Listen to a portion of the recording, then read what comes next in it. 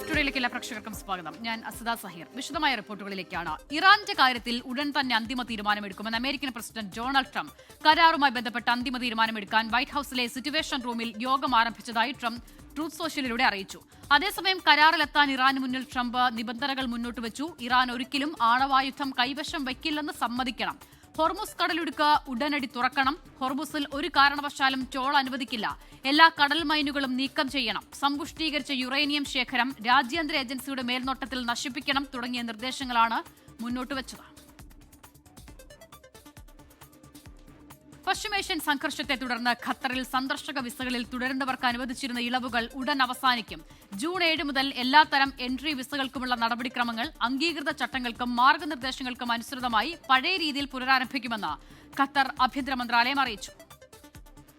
ഫെബ്രുവരി 28-ന് American Israel സഖ്യശക്തികൾ ഇറാന് നേരെ നടത്തിയ ആക്രമണങ്ങൾക്ക് പിന്നാലെ ഗൾഫ് രാജ്യങ്ങളിലെ അമേരിക്കൻ വ്യോമതാവളങ്ങൾക്കും എംബസികൾക്കും നേരെ ഇറാൻ വ്യാപകമായ ആക്രമണങ്ങളാണ് നടത്തിയത്. ഇതിന് പിന്നാലെ ഖത്തർ ഉൾപ്പെടെയുള്ള ഗൾഫ് രാജ്യങ്ങളിലെ വ്യോമപാത അടച്ചത് സന്ദർശക വിസകളിൽ രാജ്യത്തെത്തിയവരെ ആശങ്കയിലാക്കിയിരുന്നു. ഇതേ തുടർന്നാണ് വിവിധ തരം എൻട്രി വിസകളിൽ ഖത്തറിലെത്തിയവർക്ക് ആഭ്യന്തര മന്ത്രാലയം ഇളവുകൾ പ്രഖ്യാപിച്ചത്. വിസ കാലാവധി കഴിഞ്ഞവരുടെ കാലാവധി നീട്ടി നൽകുന്നതിനോടൊപ്പം ഹോട്ടലുകളിൽ താമസിക്കുന്നവർക്ക് സൗജന്യ താമസവും അനുവദിച്ചിരുന്നു. എന്നാൽ സംഘർഷ സാധ്യതകൾ പൂർണ്ണമായും ഒഴിഞ്ഞില്ലെങ്കിലും വിമാന സർവീസുകൾ സാധാരണ നിലയിലായതിനെ തുടർന്നാണ് ജൂൺ 7 മുതൽ സന്ദർശക വിസയിൽ രാജ്യത്ത് തങ്ങുന്നവർക്കുള്ള ഇളവുകൾ റദ്ദാക്കാൻ ആഭ്യന്തര മന്ത്രാലയം തീരുമാനിച്ചത്. ഇതനുസരിച്ച് കാലാവധി കഴിഞ്ഞതും അവസാനിക്കാറായതുമായ എല്ലാത്തരം സന്ദർശക വിസകൾക്കും നൽകിയിരുന്ന താൽക്കാലിക ഇളവുകൾ ജൂൺ ആദ്യവാരം മുതൽ അവസാനിക്കും. മേഖലയിലെ പ്രത്യേക സാഹചര്യങ്ങൾ കണക്കിലെടുത്ത് മാർച്ച് 3-നായിരുന്നു വിസ കാലാവധി നീട്ടി നൽകിക്കൊണ്ട് മന്ത്രാലയം ഉത്തരവിറക്കിയത്. ഈ ആനുകൂല്യമാണ് നിർത്തലാക്കുന്നത്. ജൂൺ 7 മുതൽ രാജ്യത്തെ എല്ലാ സന്ദർശക വിസകൾക്കും പഴയതുപോലെ സാധാരണ നിയമങ്ങൾ ബാധകമായിരിക്കുമെന്ന് അധികൃതർ വ്യക്തമാക്കി. വിസ കാലാവധി പുതുക്കുന്നതിനുള്ള ഫീസുകളും ജൂൺ 7-ന് ശേഷം മുമ്പത്തെ പോലെ തുടരും. രാജ്യത്തുള്ള എല്ലാ താമസക്കാരും സന്ദർശകരും തങ്ങളുടെ വിസ സ്റ്റാറ്റസ് കൃത്യമായി പരിശോധിക്കുകയും പുതുക്കേണ്ടവർ നിശ്ചിത സമയത്തിനകം ആവശ്യമായ ഫീസ് അടച്ച് പുതുക്കുകയും വേണം. അല്ലാത്തപക്ഷം വിസ കാലാവധി അവസാനിക്കുന്നതോടെ രാജ്യം വിടാൻ തയ്യാറാകണം. നിയമപരമായ ലംഘനങ്ങളും പിഴകളും ഒഴിവാക്കാൻ എല്ലാവരും നിർദ്ദേശങ്ങൾ പാലിക്കണമെന്നും മന്ത്രാലയം ഓർമ്മിപ്പിച്ചു. അൻവർ പാലേരി, 24 ദോഹ. പെരുന്നാൾ അവധി തുടരുമ്പോൾ ദുബായ് റോഡുകളിൽ തിരക്കേറുന്നു. ജനങ്ങൾ ഒരുമിച്ച് പുറത്തിറങ്ങുന്നതോടെ പ്രധാന റോഡുകളിൽ ഗതാഗത കുരുക്കുണ്ടാകുകയാണ്. സ്വകാര്യ വാഹനങ്ങൾക്ക് പകരം പൊതുഗതാഗത സംവിധാനങ്ങൾ പരമാവധി ഉപയോഗപ്പെടുത്തണമെന്ന് RTA അഭ്യർത്ഥിച്ചു. ബലിപെരുന്നാൾ ആഘോഷിക്കാൻ ആളുകൾ കൂട്ടത്തോടെ പുറത്തിറങ്ങിയിരിക്കുകയാണ്. പാർക്കുകളിലും ബീച്ചുകളിലും ഷോപ്പിംഗ് കോംപ്ലക്സുകളിലും വലിയ തിരക്കാണുള്ളത്. ദുബായിലെ നിരത്തുകളിൽ ഗതാഗതക്കുരുക്ക് വർദ്ധിക്കുന്ന സാഹചര്യത്തിലാണ് RTAയുടെ നിർദ്ദേശം. പൊതുഗതാഗതത്തെ കൂടുതൽ ആശ്രയിക്കാൻ ദുബായ് റോഡ് ട്രാൻസ്പോർട്ട് അതോറിറ്റി ഈ നിർദ്ദേശം നൽകി. സ്വകാര്യ വാഹനങ്ങളുടെ ഉപയോഗം പരമാവധി കുറയ്ക്കണം. വിവിധ മെട്രോ സ്റ്റേഷനുകളിൽ പാർക്കിംഗ് സൗകര്യങ്ങൾ ലഭ്യമാക്കിയിട്ടുണ്ട്. Centre Point, Jumeirah Golf Estates, and National Paints എന്നീ സ്റ്റേഷനുകളിൽ വാഹനങ്ങൾ പാർക്ക് ചെയ്ത് മെട്രോയിൽ യാത്ര തുടരാമെന്ന് അധികൃതർ അറിയിച്ചു. മെട്രോയുടെ സമയവും നീട്ടിയിരുന്നു. എമിറേറ്റിന്റെ എല്ലാ ഭാഗങ്ങളിലേക്കും കൂടുതൽ ബസ് സർവീസുകളും ലഭ്യമാക്കിയിട്ടുണ്ട്. സുരക്ഷ ഉറപ്പാക്കാൻ ദുബായ് പോലീസിന്റെ വിവിധ സംഘങ്ങളും നിരത്തിലുണ്ട്. 24 ദുബായ്. ഹജ്ജ് കർമ്മങ്ങൾ അവസാനിപ്പിച്ച് തീർത്ഥാടകർ മിനായിൽ നിന്ന് മടങ്ങിത്തുടങ്ങി. കർമ്മങ്ങൾ പൂർണ്ണമായും അവസാനിക്കുന്നത് നാളെയാണെങ്കിലും 5-ാമത്തെ ദിവസം തന്നെ കർമ്മങ്ങൾ അവസാനിപ്പിക്കാനുള്ള അവസരവും തീർത്ഥാടകർക്കുണ്ട്. മിനായിൽ നിന്ന് ജലീൽ കണ്ണമംഗലം തയ്യാറാക്കിയ റിപ്പോർട്ടിലേക്ക്. ഹജ്ജ് കർമ്മങ്ങൾ അവസാനിക്കുകയാണ്. തീർത്ഥാടകരിൽ ഭൂരിഭാഗവും ഇന്നത്തെ കല്ലേറ് കർമ്മം പൂർത്തിയാക്കി മീനായിൽ നിന്ന് മടങ്ങി. ബാക്കിയുള്ള തീർത്ഥാടകർ നാളത്തെ കല്ലേറ് കർമ്മം കൂടി പൂർത്തിയാക്കിയ ശേഷമേ മീനായിൽ നിന്ന് മടങ്ങുകയുള്ളൂ, ഹജ്ജ് കർമ്മങ്ങൾ അവസാനിപ്പിക്കുകയുള്ളൂ. തീർത്ഥാടകരെ സംബന്ധിച്ചിടത്തോളം ഇനി അവശേഷിക്കുന്ന കർമ്മം അവർ നാട്ടിലേക്ക് പോകുമ്പോൾ നിർവഹിക്കുന്ന വിടവാങ്ങൽ തവാഫ് മാത്രമാണ്. ഇപ്പോൾ തീർത്ഥാടകർ ഇന്നത്തെ കല്ലേറ് കർമ്മമൊക്കെ നിർവഹിച്ച തീർത്ഥാടകരിത ഇപ്പോൾ മീനായിലെ തമ്പുകളിൽ തന്നെ തിരിച്ചെത്തി അവർ ആരാധനാ കർമ്മങ്ങളിലും പ്രാർത്ഥനകളിലുമൊക്കെ മുഴുകിയിരിക്കുകയാണ്. ചില മലയാളി തീർത്ഥാടകരുടെ ടെൻറ്റിലാണ് ഞാനിപ്പോൾ ഉള്ളത്. എങ്ങനെയുണ്ടായിരുന്നു ഇതൊക്കെ? വളരെ അൽഹംദുലില്ലാ, വളരെ നന്നായി ഞങ്ങളുടെ കർമ്മങ്ങളെല്ലാം കഴിഞ്ഞു. മക്കയിലായാലും മദീനയിലും നല്ല താമസ സൗകര്യവും നല്ല സൗകര്യങ്ങളുണ്ടായിരുന്നു. മീനയിലും അറഫയിലും മുസ്തലിഫയിലും എല്ലാം വളരെ സൗകര്യപരമായി റാഹത്തായി ഞങ്ങളുടെ എല്ലാ കാര്യങ്ങളും കർമ്മങ്ങളും കഴിഞ്ഞു. വളരെ നന്നായി ഞങ്ങൾക്ക് എല്ലാ കർമ്മങ്ങളും ചെയ്യാൻ കഴിഞ്ഞു. അൽഹംദുലില്ലാ. നാളെ ഞങ്ങൾ മക്കയിലേക്ക് തിരിക്കുകയാണ്. ഓക്കെ, ഏതായാലും തീർത്ഥാടകരെ സംബന്ധിച്ചിടത്തോളം ഇനി മടക്കയാത്രയുടെ നാളുകളാണ്. അടുത്ത ദിവസം മുതൽ അവർ നാട്ടിലേക്ക് മടങ്ങും. ഹജ്ജിന് മുമ്പ് മദീന സന്ദർശിക്കാത്ത തീർത്ഥാടകർ ഹജ്ജിന് ശേഷം വരും ദിവസങ്ങളിൽ മദീന സന്ദർശിക്കുകയും ചെയ്യും. മിനായിൽ നിന്നും ജലീൽ കണ്ണമംഗലം, 24. ഇത്തവണത്തെ ഹജ്ജ് തീർത്ഥാടനം വിജയകരമായിരുന്നുവെന്ന് മക്ക ഡെപ്യൂട്ടി അമീർ പ്രഖ്യാപിച്ചു. ഭരണ നേതൃത്വത്തിന്റെ കൃത്യമായ മേൽനോട്ടവും മികച്ച സൗകര്യങ്ങളുമാണ് തീർത്ഥാടകർക്ക് സുരക്ഷിതമായ ഹജ്ജ് ഉറപ്പാക്കാൻ സഹായിച്ചതെന്ന് prince Saud bin Bishal bin Abdul Aziz അറിയിച്ചു. നൂതന സാങ്കേതിക വിദ്യകളുടെയും മികച്ച ആരോഗ്യ ഗതാഗത സംവിധാനങ്ങളുടെയും പിന്തുണയോടെയാണ് ഇത്തവണത്തെ ഹജ്ജ് സീസൺ പൂർത്തിയാക്കിയത്. സുരക്ഷയും മികച്ച സേവനങ്ങളും ഒത്തുചേർന്ന ഹജ്ജ് സീസണാണ് ഇത്തവണ കടന്നുപോയതെന്ന് മക്ക ഡെപ്യൂട്ടി അമീർ പ്രഖ്യാപിച്ചു. ഭരണാധികാരികളുടെ നേരിട്ടുള്ള പിന്തുണയും വിവിധ വകുപ്പുകളുടെ ഏകോപനവുമാണ് തീർത്ഥാടകർക്ക് സമാധാനത്തോടെ കർമ്മങ്ങൾ പൂർത്തിയാക്കാൻ വഴിയൊരുക്കിയത്. ഇത്തവണത്തെ ഹജ്ജ് സീസണിൽ 17 ലക്ഷത്തിലധികം തീർത്ഥാടകർ കർമ്മങ്ങൾ നിർവഹിച്ചു. സ്മാർട്ട് സാങ്കേതിക വിദ്യകളുടെ വലിയൊരു നിരയാണ് ഇത്തവണ ഹജ്ജ് നടത്തിപ്പിനായി ഉപയോഗപ്പെടുത്തിയത്. ഇതിന്റെ ഭാഗമായി വിവര കൈമാറ്റത്തിനായി 70 കിലോമീറ്റർ നീളത്തിൽ ഒപ്റ്റിക്കൽ ഫൈബർ കേബിളുകൾ വഴി സബ്സ്റ്റേഷനുകളെ ബന്ധിപ്പിച്ചു. പ്രവർത്തനങ്ങൾ വിലയിരുത്തുന്നതിനും ഉചിതമായ തീരുമാനങ്ങൾ വേഗത്തിൽ കൈക്കൊള്ളുന്നതിനും ആർട്ടിഫിഷ്യൽ ഇന്റലിജൻസ് വലിയ തോതിൽ പ്രയോജനപ്പെടുത്തി. ലോകത്തിന്റെ വിവിധ ഭാഗങ്ങളിൽ നിന്നുള്ള തീർത്ഥാടകരുടെ യാത്രാ സൗകര്യങ്ങൾക്കായി വിപുലമായ ക്രമീകരണങ്ങളാണ് ഏർപ്പെടുത്തിയത്. ഇമിഗ്രേഷൻ നടപടികൾ പൂർത്തിയാക്കാനും മറ്റും വിമാനത്താവളങ്ങളിൽ തീർത്ഥാടകരുടെ കാത്തിരിപ്പ് സമയം 2 മണിക്കൂറിൽ നിന്ന് വെറും 15 മിനിറ്റായി കുറയ്ക്കാൻ സാധിച്ചു. ഗതാഗതം സുഗമമാക്കാൻ ഹറമൈൻ ട്രെയിൻ 5300-ലധികം സർവീസുകളും മഷായർ മെട്രോ 2000-ലധികം സർവീസുകളും നടത്തി. തീർത്ഥാടകരുടെ ആരോഗ്യ സുരക്ഷയ്ക്കായി 52,000-ലധികം ആരോഗ്യ പ്രവർത്തകരാണ് രംഗത്തുണ്ടായിരുന്നത്. 20,000-ലധികം കിടക്കകൾ സജ്ജീകരിച്ച ആശുപത്രി സൗകര്യങ്ങളിൽ 1,800 പുണ്യനഗരങ്ങളിൽ മാത്രമായി ഒരുക്കി. ഒരു പുതിയ ഉത്തരവാദിത്തത്തിന്റെ തുടക്കമാണ് ഈ വിജയമെന്നും വരും വർഷങ്ങളിലും മികച്ച സേവനം രാജ്യം തുടരുമെന്നും മക്ക ഡെപ്യൂട്ടി അമീർ കൂട്ടിച്ചേർത്തു. മിനായിൽ നിന്നും ജലീൽ കണ്ണമംഗലം, 24. വിശുദ്ധ ഹജ്ജ് വേളയിൽ പുണ്യഭൂമിയിൽ ഇന്ത്യൻ കോൺസുലേറ്റിന് കീഴിൽ സേവനമനുഷ്ഠിക്കുന്നത് ആയിരക്കണക്കിന് സന്നദ്ധ പ്രവർത്തകരാണ്. മക്കയിലും പരിസര പ്രദേശങ്ങളിലുമായി നിരവധി മലയാളികളടക്കമുള്ള വലിയൊരു സംഘമാണ് തീർത്ഥാടകർക്ക് തുണയായി രംഗത്തുള്ളത്. ഇന്ത്യയിൽ നിന്നുള്ള തീർത്ഥാടകരുടെ വരവ് മുതൽ മടക്കയാത്ര വരെ നീളുന്ന വിപുലമായ സേവന പ്രവർത്തനങ്ങളാണ് ഇവർ കാഴ്ചവെക്കുന്നത്. ഇന്ത്യൻ കോൺസുലേറ്റിന് കീഴിൽ ആയിരക്കണക്കിന് സന്നദ്ധ പ്രവർത്തകരാണ് ഇത്തവണ ഹജ്ജ് വേളയിൽ സേവന രംഗത്തുള്ളത്. മക്ക പരിസരത്ത് മാത്രം 1,400ഓളം പ്രവർത്തകർ തീർത്ഥാടകർക്ക് കൈത്താങ്ങായി നിലകൊള്ളുന്നു. ഹറംപള്ളി, മിന, അറഫ, മുസ്ദലിഫ തുടങ്ങിയ പ്രധാന സ്ഥലങ്ങളിലെല്ലാം ഈ സന്നദ്ധ പ്രവർത്തകരുടെ സജീവ സാന്നിധ്യമുണ്ട്.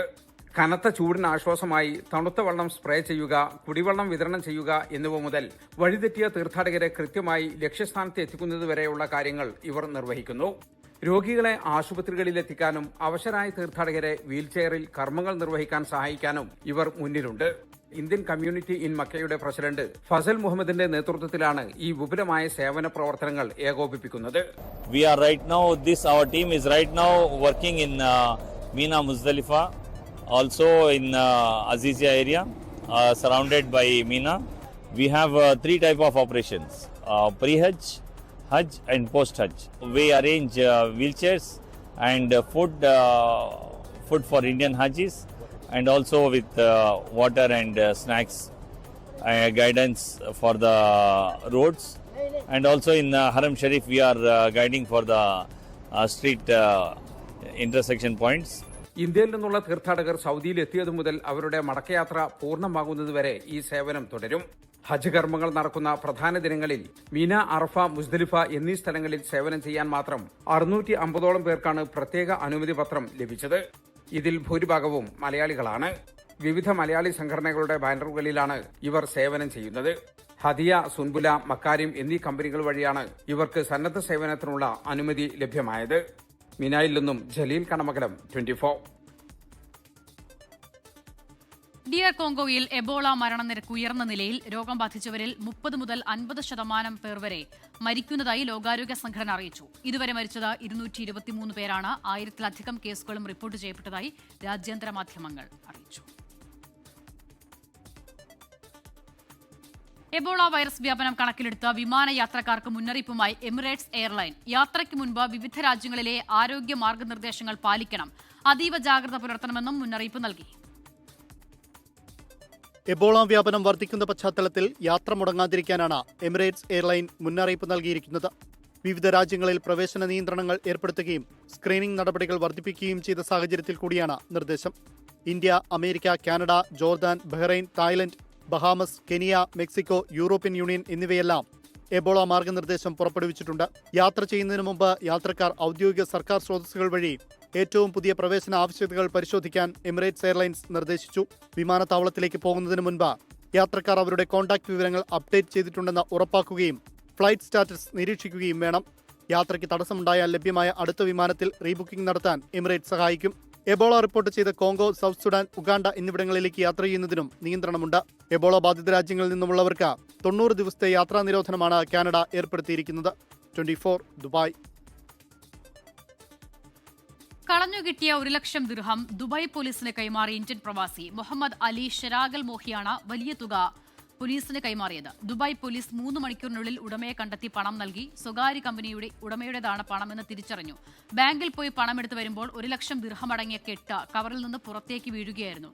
മുഹമ്മദ് അലി ഷെരാഗലിനെ ദുബായ് പോലീസ് ആദരിച്ചു. ന്യൂയോർക്കിൽ ആവേശത്തിരയിളക്കി കാർഡ് ഗെയിംസ്. മലയാളം ഗ്ലോബൽ വോയ്സും കേരള സെന്ററും സംയുക്തമായി സംഘടിപ്പിച്ച മത്സരത്തിൽ അമേരിക്കയിലെ വിവിധ സംസ്ഥാനങ്ങളിൽ നിന്നായി 18 ടീമുകൾ പങ്കെടുത്തു. ന്യൂജേഴ്സിയിൽ നിന്ന് അശ്വതി ജ്യോതിഷ് തയ്യാറാക്കിയ റിപ്പോർട്ടിലേക്ക്.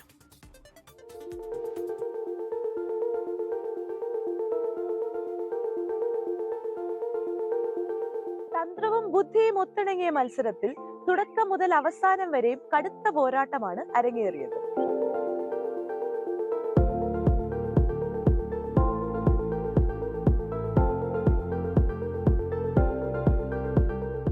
റൗണ്ട് ഫസ്റ്റ് ഇതില് 18 കളിയുടെ 5 റൗണ്ട്.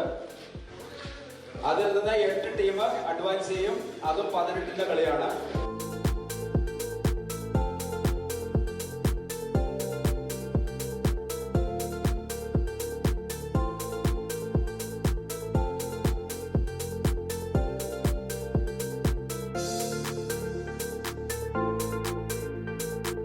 സാബൂസ് കഴിയ, ബിനോയ് ശങ്കരൻ, ഗോപകുമാർ എന്നിവരായിരുന്നു മത്സരങ്ങൾ അതീവ കൃത്യതയോടെ നിയന്ത്രിച്ചത്.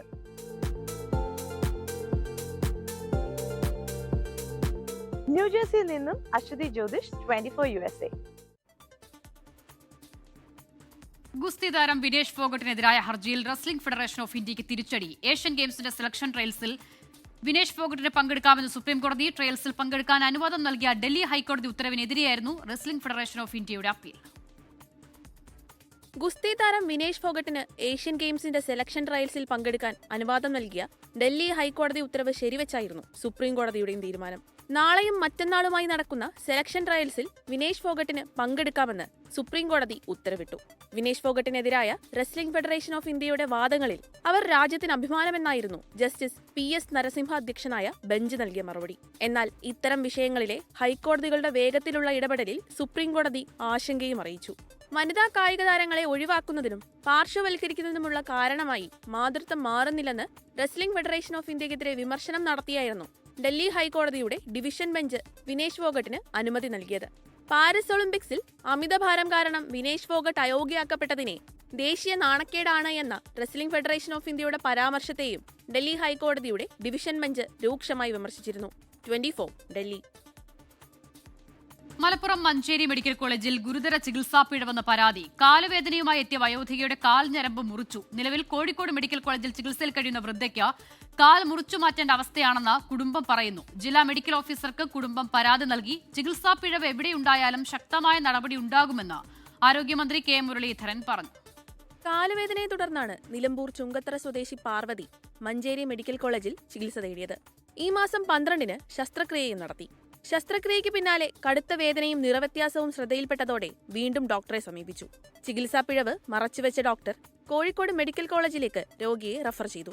ഇവിടെ നടത്തിയ പരിശോധനകളിലാണ് കാലിന്റെ ഞരമ്പ് മുറിഞ്ഞതായും രക്തയോട്ടം പൂർണ്ണമായി നിലച്ചതായും തിരിച്ചറിയുന്നത്. വലതുകാലിന്റെ ഞരമ്പ് മേലെന്ന് മുറിഞ്ഞിട്ട് അത് മടക്കി സ്റ്റാപ്ലർ അടുക്കി വെച്ച കാര്യം സ്കാൻ ചെയ്തപ്പോൾ അവർ പറയണത്. നമുക്കറിയില്ലല്ലോ, നമ്മളിത് കാലിങ്ങനെ കാണുമ്പോൾ വൈകുന്നേരം ആയപ്പോഴത് അറിയണത് കറുത്ത കാര്യമൊക്കെ. അങ്ങനെയാണ് ഇപ്പോൾ പ്രശ്നം. കാരണം അവിടെ എത്ര രോഗികൾ വരുന്നതാണ്. ഓരിപ്പോൾ എല്ലാവരോടും ഇതേമാതിരിയൊക്കെ കാട്ടി അങ്ങനെ വയസ്സായതാണ് എഴുതിയിട്ട് നോക്കാമെന്നൊരു കാര്യമുണ്ടോ. നടന്നു പോയതാണ് എൻ്റെ അമ്മമ്മ. കോഴിക്കോട് മെഡിക്കൽ കോളേജിൽ എത്തിയപ്പോഴാണ് ഈ ഞരമ്പ് മുറിഞ്ഞ കാര്യം ഞങ്ങൾ അറിയണത്. അപ്പോൾ നമ്മൾ അതിന് മുന്നേ നമുക്കറിയില്ലല്ലോ ഞരമ്പ് മുറിഞ്ഞിട്ടാണ് ഇത് കാലിങ്ങനെ ആയതെന്ന്. കാരണം ഒരു കുഴപ്പമില്ലാതെ നടന്നു പോയതാണ്. ചെറിയ കാല് കുത്തുമ്പോൾ ചെറിയ വേദന ഉള്ളായിരുന്നു. ചികിത്സാ പിഴവ് എവിടെയുണ്ടായാലും ശക്തമായ നടപടിയുണ്ടാകുമെന്ന് ആരോഗ്യമന്ത്രി കെ മുരളീധരൻ പറഞ്ഞു. എവിടെ ചികിത്സാ പിഴവ് കണ്ടാലും ശക്തമായിട്ടുള്ള നിലപാട് ഗവൺമെൻറ് ഭാഗത്തുണ്ടാവും. ഒന്നിനെയും ന്യായീകരിക്കൽ എവിടെയാണ് പിഴവ് സംഭവിച്ചത് അവർക്കെതിരെ ശക്തമായിട്ടുള്ള നിലപാട് സ്വീകരിക്കും. നിർധന കുടുംബം ഇതിനോടകം 2 ലക്ഷത്തോളം രൂപ ചികിത്സയ്ക്കായി ചിലവഴിച്ചിട്ടുണ്ട്. മഞ്ചേരി മെഡിക്കൽ കോളേജിൽ നിന്നും മെഡിക്കൽ ഇൻഷുറൻസ് ലഭ്യമാക്കിയില്ലെന്നും പരാതിയിൽ പറയുന്നു. ചികിത്സാ പിഴവിൽ കുടുംബം മലപ്പുറം DMOയ്ക്ക് പരാതി നൽകി. ജില്ലാ medical officer Manjeri medical college സൂപ്രണ്ടിൽ നിന്നും വിശദീകരണം ആവശ്യപ്പെട്ടിട്ടുണ്ട്. 24 കോഴിക്കോട്. അഭിനേതാക്കളുടെ സംഘടന അമ്മയിലെ തൊഴിൽ പീഡനാരോപണത്തിൽ വീണ്ടും സിറ്റി പോലീസ് കമ്മീഷണർക്ക് പരാതി നൽകി ഓഫീസ് സ്റ്റാഫ് അതുല്യ. നീനാക്കുറുപ്പ്, കുക്കു പരമേശ്വരൻ, ഉണ്ണി ശിവപാൽ എന്നിവർക്കെതിരെ ഫോൺ സംഭാഷണങ്ങളും ശബ്ദരേഖകളും അടക്കമാണ് പരാതി. അതേസമയം അൻസിബയുടെ പരാതിയിൽ അമ്മ പ്രത്യേക സമിതി രൂപീകരിച്ചേക്കില്ല. അമ്മയിലെ ഓഫീസ് സ്റ്റാഫ് അതുല്യ, ട്രഷറർ ഉണ്ണി ശിവപാലിനും ജനറൽ സെക്രട്ടറി കുക്കു പരമേശ്വരനുമെതിരെ തൊഴിൽ പീഡന പരാതി ഉന്നയിച്ച് രംഗത്ത് വന്നിരുന്നു. സംഭവം വിവാദമായതോടെ ജനറൽ സെക്രട്ടറി പുറത്താക്കിയ അതുല്യയെ എക്സിക്യൂട്ടീവ് കമ്മിറ്റി ജോലിയിൽ തിരിച്ചെടുക്കുകയും ചെയ്തു. ജോലിയിൽ തിരിച്ചു പ്രവേശിച്ചതിന് പിന്നാലെ വീണ്ടും മാനസിക പീഡനവും ഭീഷണിയും ഉണ്ടായതായി അതുല്യ പറയുന്നു. തനിക്കെതിരെ ഗൂഢാലോചന നടത്തിയ സംഭവവും തന്നെ അപകീർത്തിപ്പെടുത്താൻ ശ്രമിച്ചതും ഉൾപ്പെടുത്തിയാണ് സിറ്റി പോലീസ് കമ്മീഷണർക്കും ജില്ലാ ലേബർ ഓഫീസർക്കും അതുല്യ പരാതി നൽകിയിരിക്കുന്നത്. ഞാൻ കമ്മീഷണർക്ക് കൊടുത്ത പരാതിയിൽ എനിക്കെതിരെ അവിടെ നടന്ന ഗൂഢാലോചനകൾ, എന്നെ ടെർമിനേറ്റ് ചെയ്തതിൻ്റെ ഭാഗമായിട്ട് കുക്കു പരമേശ്വരനും ഉണ്ണി ശിവപാലും നീനാക്കുറുപ്പും ചേർന്നുണ്ടാക്കിയ ഒരു വലിയൊരു സ്ക്രിപ്റ്റ് ഉണ്ടായിരുന്നു.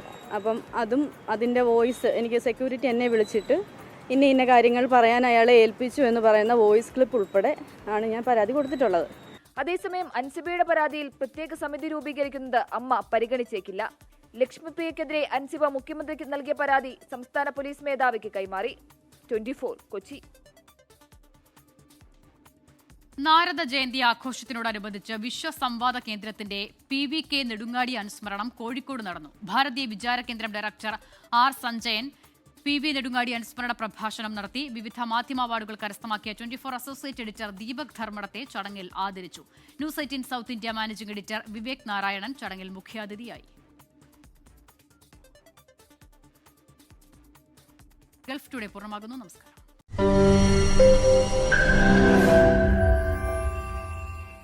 ലോകത്തെവിടെയായാലും ഏത് സമയത്തും 24 വാർത്തകളും ഓഗ്മെന്റഡ് റിയാലിറ്റി പാക്കേജുകളും എക്സ്പ്ലെയിനറുകളും വിശദമായി കാണാൻ ഞങ്ങളുടെ YouTube ചാനൽ നിങ്ങൾക്ക് സബ്സ്ക്രൈബ് ചെയ്യാം.